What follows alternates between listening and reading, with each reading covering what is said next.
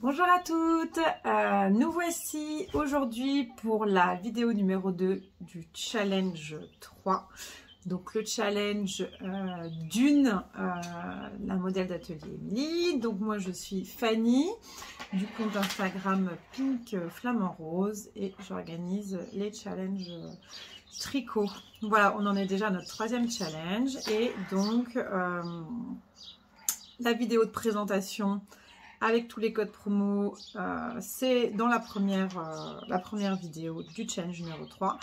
Et maintenant, on passe à la deuxième vidéo où je vais vous parler de l'échantillon. Donc, mon échantillon est quasiment fini. Je vais surtout vous montrer, je me suis gardé les deux derniers rangs pour vous montrer les points.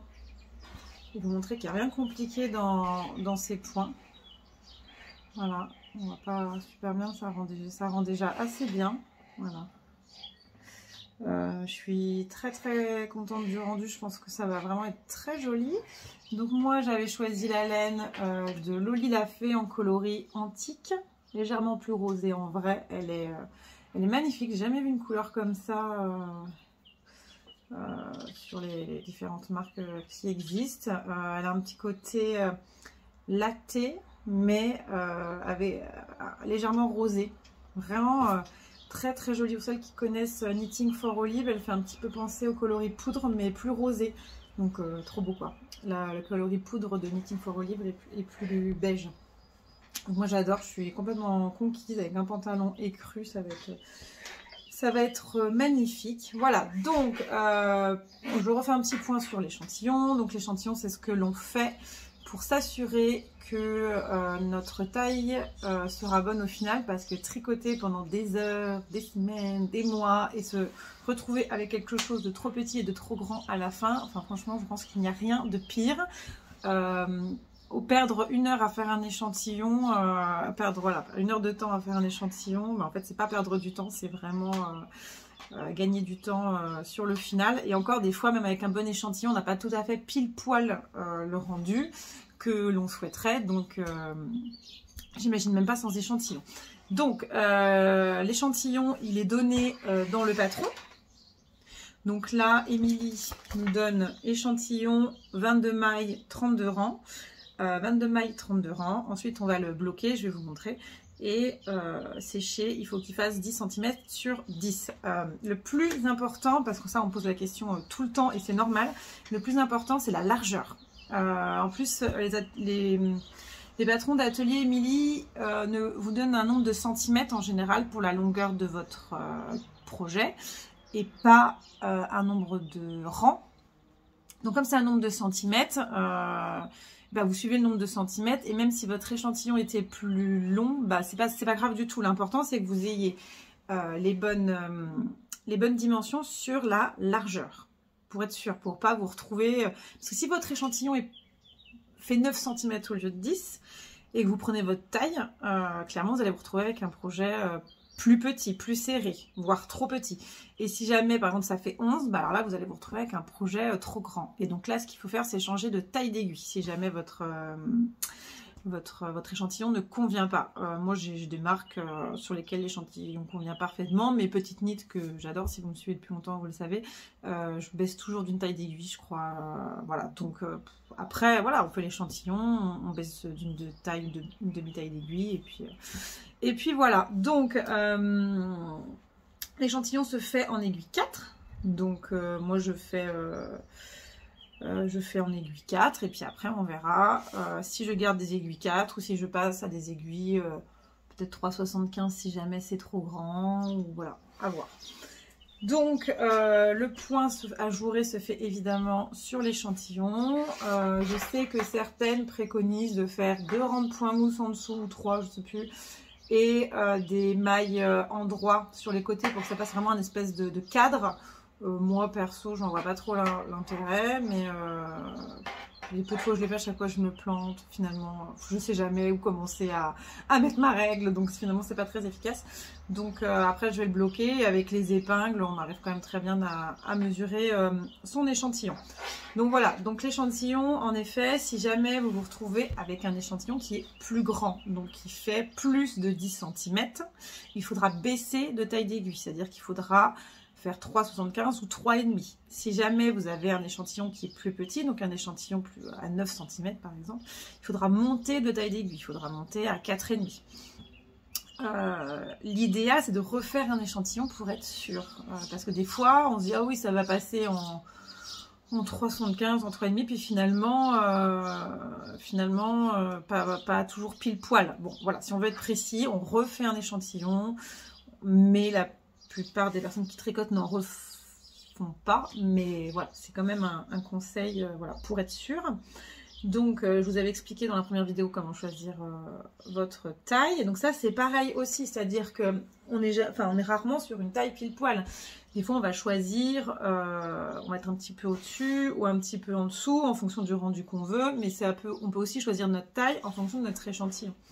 Voilà, si on voit qu'on est, je sais pas, à 9,7, 8, donc voilà, on sait que le projet va être un tout petit peu plus petit entre guillemets et qu'on est entre deux tailles, bah prenez la taille du dessus. Voilà, des petites choses comme ça à ajuster. Au début c'est pas hyper facile, mais bon, c'est de la logique et puis c'est en testant qu'on y arrive.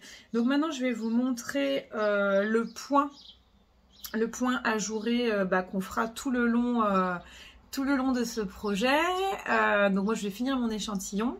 Après je vais le passer dans l'eau et je vais le bloquer et je vais vous montrer tout ça. Et voilà, donc je teste un nouveau dispositif. J'espère qu'on verra bien. Ouais, je pense que c'est bien mieux que ce que j'avais avant. J'ai acheté en fait une ring light. Et ça va être quand même beaucoup plus pratique que mes petites adaptations de fortune d'avant. Voilà, j'espère que vous verrez bien. Donc, moi il me reste les 4 derniers rangs. Donc, je vous montre la page, même si vous n'êtes pas à l'endroit. Donc, rang 1, le rang endroit. Vous faites 4 mailles à l'endroit, un jeté, un GGT. Donc, le GGT, c'est glisser, glisser, tricoter. Je vous remontre. Et vous répétez jusqu'à la fin. Et il reste 4 mailles à la fin. Alors, on va faire ça. Donc, on va déjà faire 4 mailles à l'endroit. Hein. Donc, moi, je tricote à la française. Je ne tricote pas à la continentale. Donc, j'ai mon fil dans ma main droite. Ensuite, je vais faire un jeté. Donc, le jeté, c'est je prends mon fil, je le passe autour comme ça. C'est-à-dire que je recrée une maille qui n'est pas une maille comme les autres, mais je recrée une maille. Et le GGT, c'est je fais glisser une maille, je fais glisser 2 mailles. Je repasse cette aiguille-là comme ça. Et je tricote les 2 mailles ensemble. C'est-à-dire qu'on ne va pas augmenter notre nombre de mailles avec le jeté. Par contre, on va avoir le trou. Et c'est ce qui va créer comment ça s'appelle, le côté ajouré, quoi. Donc là, 1, 2, 3, 4. Peut-être que je baisse. Donc on va tricoter toutes les mailles à l'envers. Donc ça, vous savez faire, classique. Et on va arriver, voilà, au moment où on a ce fil qui en fait est jeté. Donc c'est vrai que ça fait bizarre, mais en fait vous passez l'aiguille en dessous. Hop, ça va faire un peu de jeu, mais c'est pas grave, ça va se rattraper sur l'autre maille. Et c'est ce qui va créer aussi le trou, hein, ce jeté. Voilà. Donc en fait, vraiment, on tricote, voilà, le jeté, on le tricote, hop, normalement. Après, on va passer au rang numéro 3 et vous allez voir, il est un tout petit peu différent du rang numéro 1 puisque les trous ne vont pas se trouver exactement au même endroit. Voilà. C'est ce qui fait que vous allez voir après que les trous dans la jourée, quoi, le point ajouré, sont décalés. On voit bien là, un trou à droite, un trou à gauche, un trou à droite, un trou à gauche, c'est normal. Donc vous ayez un rang numéro 3 différent. Il n'est pas très différent, vous allez voir, mais un tout petit peu. Donc on fait 4 mailles ensemble, pareil, hein, ça ne change pas.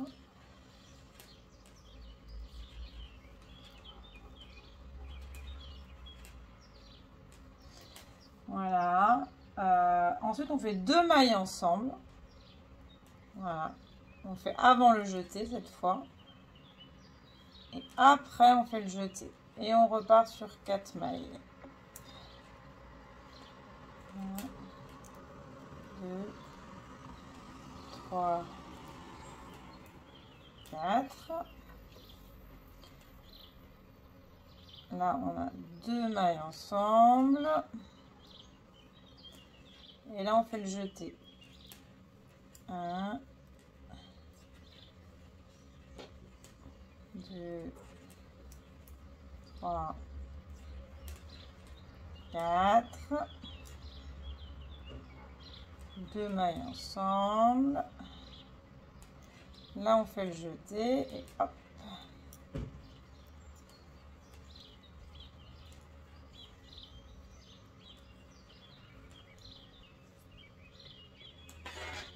Et pareil que tout à l'heure.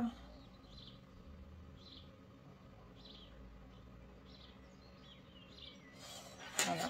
Pareil que tout à l'heure. On repart ensuite à l'envers.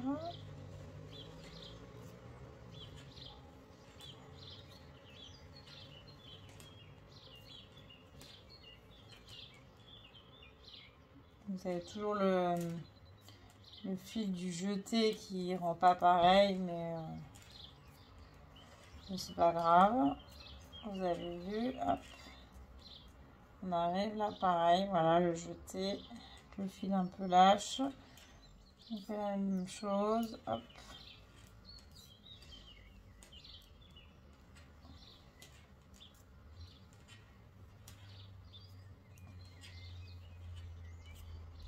Voilà. Donc moi j'aurais fait mes 4 rangs. Ensuite je vais rabattre. Donc et pour le comment dire, pour l'échantillon, je fais pas de rabattage à l'italienne, hein. Je fais un rabattage classique que j'essaye de faire assez souple quand même, histoire que ça passe pas un truc tout serré. Mais après, de toute façon, la mesure, on la prend pas au niveau du rabattage, on la prend au niveau du milieu de l'échantillon. Donc hop, mon rabattage. Je prends 2 mailles et je passe la première sur la seconde. Hop, je refais une maille et encore une fois, avec mon aiguille, je passe la première sur la seconde. Hop, 2 mailles, je prends mon aiguille. Voilà. Bon, ça, vous connaissez normalement. Si on est au challenge numéro 3. Voilà. Maintenant, on va passer au bloc. Donc voilà, on arrive au moment du blocage. Donc un peu d'eau dans un bol.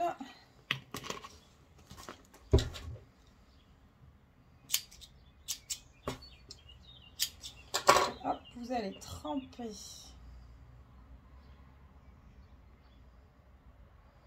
donc l'eau est tiède.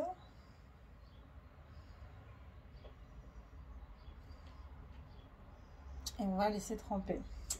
Donc pour celles qui ne connaissent pas le blocage, en fait quand on fait un pull, on va le bloquer. Ça va, en général, ça va révéler, surtout avec des points ajourés, avec des torsades. En fait, ça va lisser le point, ça va révéler vraiment le point, la laine qui a été tordue pendant la laine qui a été tordue va pouvoir bien prendre sa forme. Mais des fois, il y a des laines qui vont s'allonger avec le blocage. Donc, il faut surtout prendre sa mesure blocage après blocage parce que votre pull, vous allez bloquer aussi. Donc, si jamais il s'allonge et qu'il devient trop grand, bon, c'est des choses que vous pouvez anticiper avec le blocage. Et voici notre échantillon à bien tremper. Je le prends, je ne vais pas l'essorer en le tordant, je vais vraiment le presser, voilà, pour essayer d'enlever l'eau. Ensuite, je vais le mettre sur ma serviette et je vais appuyer, voilà, pour essayer de sécher. Voilà, pour ne pas qu'il mette non plus 10 heures à sécher. Tac. Ensuite, je prends, moi je mets là-dessus, hein. Je l'avais acheté sur Rascon, mais vous pouvez en prendre chez Decathlon, ils sont beaucoup moins chers, c'est un peu le même style. C'est pour faire du sport, mais c'est la même chose finalement. Voilà, donc là je vais le laisser se mettre un petit peu, voilà, normalement. Pour voir un petit peu quelle forme il prend. Et ensuite je vais épingler sous les bords parce qu'avec avec le montage et le rabattage, ça a tendance à être plus serré. Voilà.